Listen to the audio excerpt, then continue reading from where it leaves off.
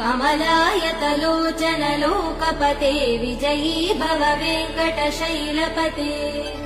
सचतुर्मुख Shanmukha पञ्चमुख प्रमुखाखिल दैवतमौलिमने